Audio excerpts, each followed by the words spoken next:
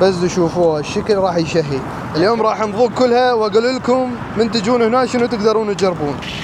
تشوفها شلونها هنا قدام عينك ينقلي السمك. من تجون الاربيل تحنون للبصره تجون يم كاك قوران. ترشو تيجا اي ما شاء الله. او الصوصه طيبتها كمان ترش ترش ترش ترش ترش. افتح يا سمسم. اي والله افتح يا سمسم. تشوفوها يا ما شاء الله. شوفها الشكل. ما عند الزبيدي اقل من كيلو، كله فوق الكيلو، يعني ثمن تاكل 5 مواعين خمستهم مجانيه. انا ومحمد اليوم نريد ناكل فد اكله. محمد جايبك على مكان ما تعرفه وين. وهنا يعني؟ هنا جديد مفتح. مجدي مول؟ لا مجدي مول، قدام مجدي مول. اذا قريب. اعرفهم هنا كلهم جربوا. طبعا بعد فتره طويله اليوم راح نجرب الاكل هنا بهالمنطقه هذا، يعني قدام مجدي مول على طريق كسنزان بهالمناطق هذا. لكن ويانا بنيه كلش حلوه، اللي هي هاي البنيه الحلوه ويانا. شوف شلون هذا. لا تحكي لا تحكي لا شغله. طبعا عجبنا السعر مالته اشتريناها. ما ندري بعد، بس شويه خايفه انطينا لها مي وشغلات، فهذا قاعده على الوضعيه. فوقفنا هنا شويه وبعدها حبينا ندخل على مقدمه الفيديو بهاي الطريقه ويانا الحلوه مالتنا. شنو نسميها؟ تقدرون تكتبون لنا اسم المناسب الها. نريد اسم مناسب الها، اكتبوا لنا. يعني راح اسميها اسم فبعد ما ادري شلون. قولوا لنا اسمها شنو هاي الحلوه نسميها. تعرفون يا جماعه الخير رجينا يم شيف قوران. شيف قوران يجوز اللي متابعيني بالفيس وهذا يعرفوها، بس يا جماعه الخير هنا اليوم راح نجرب سمك زبيدي. محمد زبيدي اطيب شيء بالسمك. محمد راح اخليك تجرب سمكه ماكو منه. هو يقول شيف قوران بعد معروف. شيف قوران كوي باشي. شيف قوران قبل فتره شفتوه صورنا فيديو من يمه، بس هالمره سوى الجهه مالته ثابته. تعرفون البلديه من ما يرضى احد ما يفيد. بس شنو سوى قعدات هنا الليليه همين فتشي يا جماعه الخير. يعني من تجي تقدر تقعد هنا بأريحية بشكل. قعدات عائلية وشبابية موجود يمه. السمك مالته كلها فريش هنا. طبعا هذا المطبخ الشيف قوران شي يسوي؟ يشوف لك الدهن والنظافة مالته أول شغلة. يقول شوف الدهن وبعدين احكم. وكل ما تجي يقول أقلي لك السمكة بهيجي نظافة الدهن نهائيا. يقول كل ما شوية أحسه صارت قديمة قبل أبذلها. اليوم راح نبدأ ويا شيف قوران يسوي لنا سمكة. كاك قوران شو ماسي دكيوا؟ ماسي زبيدي، بله. ماسي كارم، بله. او ماسياني كالرون سور دكرينو اليركاني لبيش ساوي خلطيا. بيش ساوي يعني قدام العالم. يعني قدام العالم يسوي لكم اياه السمك. شو ماسي دكيوا ورولومان؟ زبيدي باب. زبيدي. يقول راح ناكل الزبيدي. طبعا هو عنده كل نوعيات السمك، يعني شنو تريدون موجوده هنا. راح اقلل لكم الاسعار همين، اظنكم بالاسعار، بس خليه يسوي لنا السمكه بالاول ونشوف شلون راح يسويها طريقه شيف قوران. طبعا هنا عنده سمك شوي همين يا جماعه الخير. هذا النوعيه الشوايه. يقول اتحدى واحد باربيل عنده، هو شيف قوران جايبه خصوصي له. هنا السمك مالته متبله. طبعا حتى الصوصات هو مسويها هنا بيده، جايبه من القرى مالتها. يعني هسه راح اشرح لكم اياه. شوفوا هنا يخليها على الفحم مباشره، هذولا كلها على الفحم فقط. وهنا عنده قلي، وعندهم اضافه ظولمه اللي مال عائلته. يعني راح اشوف لكم اياه الظولمه مالتهم غير شكل، يعني طعم البيت تاكلوها الظولمه هنا فعلا. محمد شلونك ويا الظولمه؟ والله زين. راح نجرب الظولمه مالتهم همين. يلا هاي هي بالدولمه 22 شهاده عندك بس بالظولمه. طبعا ما شاء الله عائله كاك قوران انا ماخذ 22 شهاده فقط بالظولمه. هو 20 شهاده دوليه يعني معترف. والله عاشت ايدك. كاك قوران يشتغل بمشروع مالته لانه اعتماده الكلي بهذا المشروع. تفهمون شلون؟ يعني من يسوي شغله جاي يسويها بحب من قلب. اوف فد ريحه السمك قام يجيني هنا غير شكل. بس تشوفوها الشكل راح يشهي. اليوم راح نذوق كلها واقول لكم من تجون هنا شنو تقدرون تجربون. يا كم زار تشتي ماسك دستينين. حتى بالتقاب. يعني وكو قابي ليدي. لو دستيني كاك قوران. وكو قابي ليديتن. وناوي شي بتواتي دبرشي. بشتي ناخري. بله. دخري. او دتواني يعني بشتي بخاطر ناخري. بلا دبتقاب. دبتقاب. طبعا يقول السمكه ورا هيك احرقها شويه حتى اسويها مثل الماعون. يقول من ورا حتى يستوي اللحم كلها، فمن فوق تاكلها لحد ما توصل القشر مالته. فهمت شلون؟ فعلى هذه الطريقه جاي يسوي هذه النوعيات من السمك. تشوفها شلونها هنا قدام عينك ينقلي السمك. من تجون الاربيل تحنون للبصره تجون يم كاك قوران حتى شنو تجربون الزبيدي مالته. يجوز هسه تقولون غزوان شويه حر ما ينوك السمك، صدقوني هنا السمك تقدر تاكله صيف وشتاء، لانه كاك قوران يسوي لك الطعم اللي فيها ينطيك حتى بروده بي. تعرفون ليش؟ لانه انا صراحه صدقوني انا شخصيا من اريد اكل سمك اجي يمه، فلهذا ارجع اشوف لكم اياه. ترشو تيجا اي ما شاء الله. او الصوصه طيبتها كمان ترش ترش ترش ترش ترش او زماسي او هبتام. ما شاء الله ما شاء الله. او طبعا صوصي ديوما بقول لنا خلطك داد اندري كدواز ده الساعات لنا او خلطي دمينيتو هتاوا كتام دغريتن بيت قلوي كعاسرش دبي او صوصي بناو دادكين طعمه كري زور زور خوش داتي. صوصك ايه تو كاك قوران الصوص، حتى الصوص مالته هو جايبه. طبعا ترش يعني ينطيكم طعم الحموضه، هذا انتم تقدرون تقولوا له يضيف لكم حامض لو ما تريدون حامض، فتبين تجون هنا وصوا الطلبيه حسب ما تريدوها انتم. يعني شنو يعجبك قل له اريده حامضه، اريده حامض قليل، اريده شيء قل له اشرحه له. محمد تحب حامض قليل لو شنو؟ قليل والله. احس الحموضه زايده ضايقه طعم. هو لازم تحس بطعم السمك. ايه. انا دوم اقول حتى المناقشه مالتي ويا سؤال كانت على مو ذاي السالفه. محمد الطعم السمك لازم تاخذه هيك بدون حموضه بدون كل شيء. بدون لا كل شيء. ضيف. احنا نحب هيك، بس هنا اربيل يحبون حامض، انا ما احب الحامض. فهمت شلون؟ هو تعلمت من عندهم، انا ما كنت تاكل حامض. والله هناك حتى الكباب لازم ترش عليه سماق. سماق. تقدرون تقولوا لنا تحبوها حامض لو ما تحبوها حامض.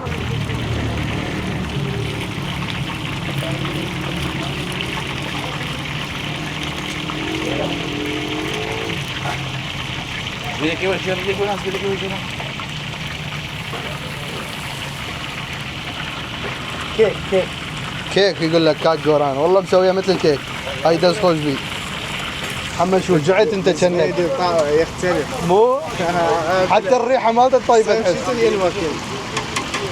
حتى الريحه تحسها غير شكل يا جماعه الخير. اوف هاي تعال شنو هو؟ الفرن. الفرن مالته خلينا نشوف الفرن. طبعا ثالث نوعيه يم شيف قوران اللي هو بالفرن.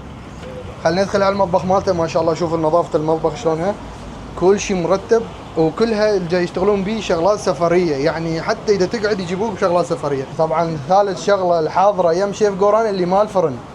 افتح يا سمسم. اي والله افتح يا سمسم. دي شوفوها يا ما شاء الله، شوفها الشكل. هذا ثالث نوعيه هنا اللي هو داخل الفرن. اخوان هنا كاك قوران موزع الرئيسي يمي الاربيل كلها، ماكو نهائيا. شيف قوران رقم واحد. صدقوني اي وقت تشتهون سمك تجي تجرب هنا مال فرن وشوي وقلي، هذول ثلاثتهم تلقاها دوم يمه. ايام الصيفيه يفتح من بعد العصر لحد ثالث الليل، وايام الشتويه راح يبقى يفتح للثالث الليل من الصبح. الذولمه ترس المكان. انت اشتهيت ذولمه كأنك مو؟ واكيد ما ننسى الذولمه مالتهم همين موجوده هنا. يعني شنو الاكل اللي تريده والنظافه، بس شوف الحراره مالته شلونها، الا الدخان يطلع اللي هو باقي على الطباخ مباشره، يبقى حار الذولمه مالتهم. هنا بعد ما كمله راح يطلعه بعد ما استوى من الشوي. طبعا قلت لكم الحموضه انتم تقررون بكيفكم. هذا طلع السمك اللي هو الشوي، انت يا نوعيه اختار بكيفك، قل له ينطيك. هذا الشكل المالته صارت. بس هسه احنا راح نجهز لنا هيجي شكل كلش حلو. هذا اول شغله كملت بيها يا جماعه الخير. حتى الشوي من جاي يسويها كاك قوران بهالمكان جاي يجيب فحم خاص إله ويسوي بيه حتى يطلع طعم السمكه الصحيح. ما شاء الله على كل شيء مهتم، وانسان صار له خبره كلش هواي بالسمك، فمن زمان جاي يشتغل. الحمد لله ان صار عنده مكان ثابت، لانه من صدق احب تعرفوه كاك قوران. هذا بمدينه اربيل. من تريدون قعدات ليليه هذا القعدات الليليه الموجوده. طبعا يا جماعه الخير ما عند الزبيدي اقل من كيلو، كله فوق الكيلو. تفهم شلون؟ شوف السمك شلونها ينقلي هنا حار بحار تاكل، يعني نهائيا السمكه منها يطلع مباشره ينزل قدامك. هذا شكل السمكه يا جماعه الخير. القعده مالته كلش حلوه، تشوفون شلون كل شيء شغله سفري مباشره، يعني يلموها يجي ويشيلوها، وحديقه يمك، يعني هوا كلش حلوه. احنا حاليا على طريق خسنزان. هسه راح نعطيكم العنوان مالتهم وين بالضبط. هاي شوف قرب من مستشفى السي ام سي على طريق خسنزان، يعني بعد ما تعبر مجدي مول. هذا عنوان هسه مبدئيا دا يقول لكم قبل لا نقعد حتى نقعد نجرب ونقول لكم العنوان كاملة. عرّي يا ابو محمد احتريت مو؟ شوفوا وقفنا بالمطبخ لانه نار. عمي الله يساعدهم. مو؟ فوق الحر هذا المطبخ نار نار نار. بس محمد احسك جوعان. والله انا الزبيدي غير ها؟ ضرب بهنا. محمد الريحه مالتي علي شوف محمد قام يشتم الريحه هيك يريد ياكل. خطك دولمه ما ادري زبيدي مثل المشوي مالتي. راح نجرب كلها محمد ولا يهمك اقعد. بس اقول لك شغله، حتى الشغلات هو بيده مسوي كلها طبيعيه. تعرفون يا جماعه الخير مال رمان ومال اتوقع مال مش شيء تيجا، هذا هم الحار مالته. بس يا جماعه الخير هذا مال رمان عالميه، يعني من تجون هنا تجربون مال رمان صدقوني تدعوا لي، لانه جاي يسويها طبيعي هنا. اقول لك الواحده تقدر تسوي عصير. ايه هو قال راح اسوي لكم عصير منه. واحده عصير تقدر تسوي. اخوان هذا 3 نوعيات من السمك نزلنا. وين تلقى ويا سمك ثمن مفتوح، يعني ثمن تاكل 5 مواعين 5 مجانيه. اخوان عندنا هنا السمك اللي هو سمك شنو شوي، مسووها شوي مثل ما شفتوها قدام عينكم هنا. هذا سعره ب 7000 دينار، يعني نقدر نقول لكم 4 دولارات. لو تفتر العالم كلها ما تقدر تاكل سمك ب 4 دولارات، لكن هنا يمشي في قوران ب 4 دولارات تاكلها. هنا موجود الزبيدي، شوفوا شلونها. والسمك كلها الزبيدي يقول لك الكيلو فوق الكيلو الوزن مالته ب 10000 دينار، يعني ب 6 دولارات تاكل هنا سمك وثمن مفتوح. ولا تنسى ويا اي وجبه تنزله ينزل لك وياه مقبلات كامله. هذا الوجبات هاني دا اعرضها اكلات شوارع ليليه، لكن وين يمشي في قوران. فيا جماعه الخير هذا اللي موجوده بالفرن، وهذا سعره 5000، يعني فقط 3 دولارات تاكل هذا السمكه داخل الفرن وياه ثمن اكيد. تمام، يعني ثمن يجيك بوحده هيجي وياها. يقول ثمن ايش قد ما تاكل اكل، وياك خبز موجود عندك مقبلات هيك بسيط مخلين. تمام، ويا ليمون ولا شنو مالته، ويا المخلل نقدر نقول. هذا النوعيه خلي اذوقها نقول بسم الله. والله عمي زينه. بس شوف لي شكل السمكه، بس شوف شكل السمكه شلونها، يقول لك اكلني. شوف شكل السمكه شلونها، شوفوا شلونها. هذا شكل السمكه يا جماعه الخير. اوان بيبري تيجا صوصي بيبري تيجا، يعني صوصه شيء طبيعيه بيبري تيج. مثلا تو هر بيبري تيج خوارديه، مثلا صوص بيبر خوارديه بلام طبيعتنا خوارديه او تيجا بلام خوشه يعني اوني ساعات كان. هذا اذا تريدون حار، يعني تريدون تاكلون شيء حار تقدرون تاكلوه هذا. تمام، هذا طبعا عندنا 3 نوعيات من شنو من الصوص هنا، وثلاثتهم بيد كاك قوران، يعني هو مسويها وجايبه محلي، يعني مال جبال كردستان، ما جايبه من غير مكان، يعني هم من القرى مالتهم جايبين الرمان ومسوينها وهنا جاي يبيعوها. هذا اول شيء هناره وابزر او هناري اشجي صوصي هناري اشجي. تمام، هذا الرمان يقول لك طبيعي، هذا يقول حتى اذا خلي لك اياه يصير شربت. كاب زعم شربت يجيب كاب رمان. انا هذا يريد يسوي لنا شربت من هذا يعني الصوص. فول طبيعي. وصوصي هناره السركي هنارنيه. يعني يويلي غلط دبي او السركي هناره لقيت تمر هندي بلام او الصوصي هناره. تمشى هذا سوينا شربت هنا. شايفين من الصوص يسوي لك يقول شربت اشربها.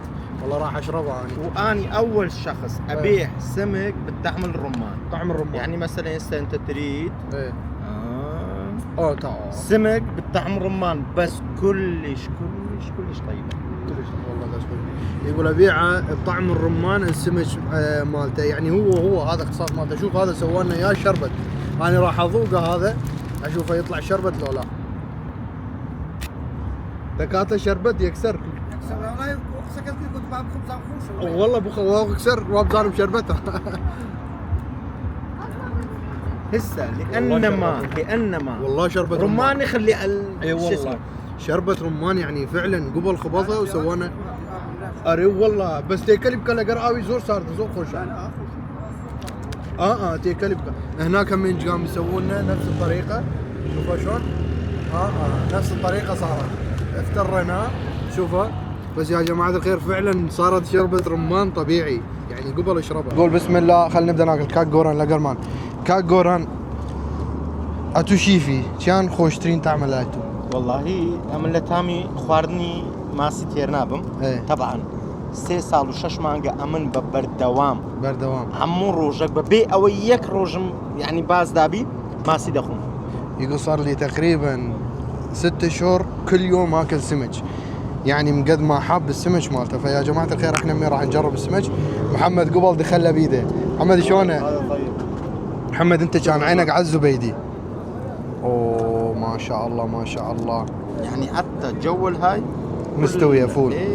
سؤال زبيدي جاي لا تشوف عبالك بعيده. ذكر بالعافيه.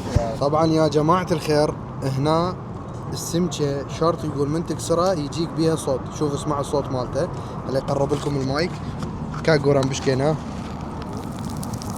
تشوفون السمكه شلون يطلع صوت. يقول حتى القشر مالته كلها بهالمكان هذا مثل الجبس. احب الانسان واثق من شغله. انسان واثق من شغله يقول لك مثل الجبس كلها.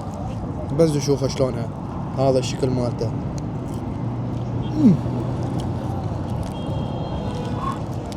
الا سمك على العالم من صدق على العالم. يونس رزوان النكهه اللي حاطيها مال الحامض ايه مو لان طبيعيه هو مشتغلين ما مخربط طعم السمك صاير طيبه مو يعطي نكهه. وانا من قلت هاي الشغله صاير طيب بيها ويا بس لازم تاكلها بيدك هيك. رزوان اويان باش دو صوصي بكلمان دم استعمل عزم لي طامي هناري لي بي صوصي هناري. اوه يقول من تريد طعم الرمان لازم شنو تخلي الرمان بيها. اوه ده صوص والله عافيت بي والله العظيم يا جماعه الخير. يعني انسان مبدع بيها الطعم والنكهه. شوفوها شلونها مستويه. اجل هر ساعه مطعمك تان ديد ناني خوي خوارد نعم هاي والله. يقول من تشوفون صاحب مطعم يقعد ياكل بمعنى هذا مضبط الشغل 100%. هذا الداخل الفرن بس شوفوها شلون مستويه السمكه. انا احب السمكه هيك مستويه. بس شوفوها قدام عينكم. دا تشوف السمكه شلون مستوي. من صدق حلقوم يعني السمك صاير مثل الحلقوم. احنا السمك الزبيدي من خلصنا هذا الطرف نقلبه الطرف الثاني حتى همين نشيله هيك. بس شوفه شلون صاير والله عمي ضابطها ضبط فول. وهذا القشر مالته يقول لا تشمره كلها.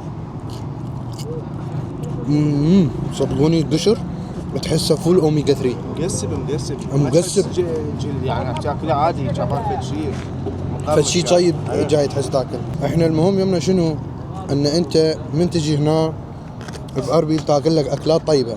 فهمت شلون؟ المهم هذا صدقوني ما شاء الله هسه يعني صار تقريبا ساعه 9:30 الليل ما شاء الله. يم كاكوران كلش مزدحمه يعني. كاكوران يحصر ليمون يحبه بليمون يحبه حامض. هذا البطاطا مالته بطاطا مال بالفرن يعني حتى وياه بطاطا صاير.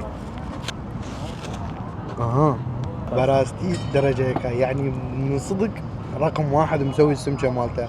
عاش تيده عافيه عليه ورجال معتمد عليه وجاي يبدع بيه. انا احب الانسان من يشتغل شغله يكون مبدع بيها. فكاكوران فعلا مبدع بالاكل مالته. كاكوران يقول من تاكلها بيدك يصير الطعم طعمين. والله صحيح. شوفها شلونها.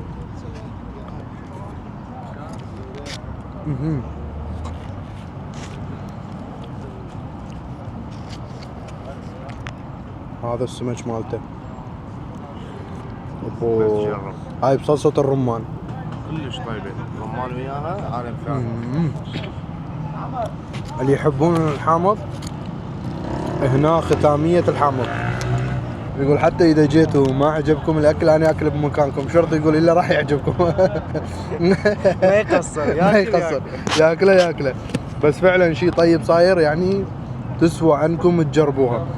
أنا شوف أي مدينة من تروح عليها أكو شغلة بيها لازم تعرف تفتر، لازم تعرف وين تروح المكان الصحيح. فاحنا جاي ندليكم، احنا وسيله ان ندليكم هنا اكو شيء طيب، اكو شيء زين. فانتوا عليكم من تجون تزورون. انا يمين احب انتوا تنطون رايكم، يمين من تجون تشوفون الاكل مالته شلونه، تشوفون الحكي مالتي ان احكيها لكم انه طيب لو لا. صدقوني ما من جاي رغب بشغل كاك جوران، ما جاي امدحه يعني عبثا او شغله، لا يعني فعلا انسان مبدع بشغله جاي يحكي عنها. فهم شلون؟ لو باي مكان انسان يقول لي اني شغله عندي مبدع، صدقوني ادعمه، اني جاهز ان اروح اسوي له، لكن يكون مبدع بشغله فعلا. فانسان كاك جوران يستاهل. من تجون الاربيل لا تنسون تزورون هالنقطة هذا قاعدة مالتهم الليلية يا جماعة الخير، كلش قعدات بسيطة ومرتبة رغم البساطة مالتها، لكن الأكل عالمية. هنا تقعد انت مالك علاقة بأي شغلة، وصي هم يجيبوا لك. طبعا يا جماعة الخير العنوان مالتهم كلش سهل، هذا السايدين يسموها سايدين يروح على كسنزان، بعد ما تعبر مجدي مول وسي ام سي على هذا الجهة صايرة بالضبط شيف جوران. تشوفون الكشك مالته واسم مالته، عنده ظلمة وعنده ماسي شيف جوران. طبعا نسينا نجرب الظلمة همين، بس الظلمة مالته عالمية. تقبطت مو؟ قبطت. نحن قبطنا، بس الظلمة مالتهم اني ماكلها ومجربها. فد شيء اللي يحبون ظلمة همين يقدرون ياكلونه بهالمكان هذا. تعرف شنو اللي يمخمخ راسك محمد؟ شاي، لازم شاي. وهذا الشاي على الفحم. شربنا لبسي كلش ولا عبالك. عبالك ولا شربنا مو؟ لازم شاي على الفحم، لازم بالاستكانة. محمد يشربه سفري بس انا اشربه بالاستكانة. هو اللي هو هذا الصحيح، بس لو مسوي لي خفيف يا يلا ما يخالف، اعطيني اياه. ما يخالف، هاي هي اعطيني. اوه هذا الشاي راح يرد راسك هيك، يقول لك هذا يعالج محمد، علاج هذا يقول لك. علاج يعالجك هذا. حتى المفاصل يعالج. هسه يعني شنو لازم عقلنا يشتغل 100 على 100. اكلنا سمك بكل نوعياته وراه شاي، يعني لازم هسه لو كنا طلاب سادس فول ننجح. والله العظيم مفروض كنا فول ننجح. ويلي هذا اللي يرد الراس هيك مكانه يرجعه، سمك اوميجا 3 وشاي على الفحم، اللاصة ام العربيه كلها لصناها.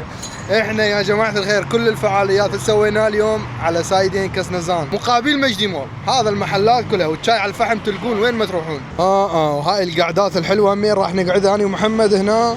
شوف القعده شلونها على الشارع، صدقوني فشي حديقه والهواء والنوب، الحدائق كلها يرشوها على الاوقات العصريه. فيا جماعه الخير هذا كل ما كان موجود اليوم بهاي الفيديو مالتنا، لا تنسون تنطونا رايكم والاشتراك بالقناه. تحياتي لكم اخوكم غزوان مصطفى، في امان الله لكم من مدينه اربيل.